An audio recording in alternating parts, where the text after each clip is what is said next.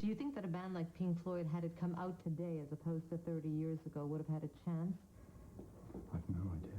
Radiohead seem to be doing all right. Yes, and they've certainly been inspired by Pink Floyd and performed recently with Goo Goo Dolls and did one of their songs. Yeah. Do you know what the reaction was from the band members, or?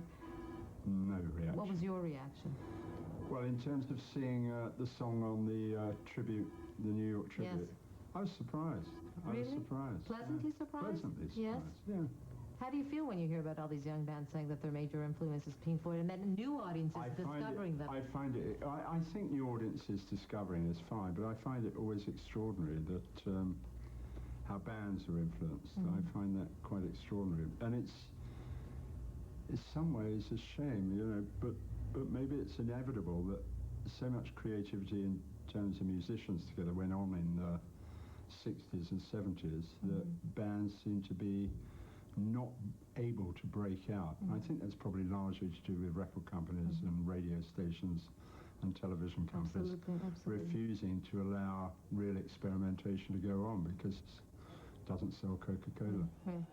When did the role change? Because I would imagine that at a certain point, I mean, you start off being a manager, it's a working relationship, there's a friendship that develops, and then you become somewhat like family. I mean, did that happen? It didn't happen. Really? No, Why is that, do you think? We always had, it was between all of us and the individuals. The only two that were really friends for a period of time were Nick and Roger. But apart from that, there wasn't friendship between us. It was a working relationship, a business relationship. I call it a business if you call creating music and shows a business. In the end, it is.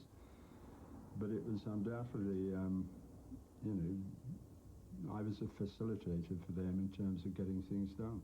Here you are with all these different personalities in front of you, each bringing specifics to the group, to the shows, etc. Certainly you had preferences, I'm sure, and got along with some members better than the other. How did you... Well, you work for the most creative energy. That's who you're working for all the time. The others contribute, but they're not the driving force. So you're basically always trying to nurture the driving force, and that would always be either Roger or David. Were you obliged to pick sides at times when things were difficult? Did you have to do that? Yeah. Did they respect your opinion at times like that? No. So how did you deal with them? Well, we'd have fights. We've had physical fights. Really? What's the hardest thing about being a manager, other than getting that physical punch? Fights. That's it.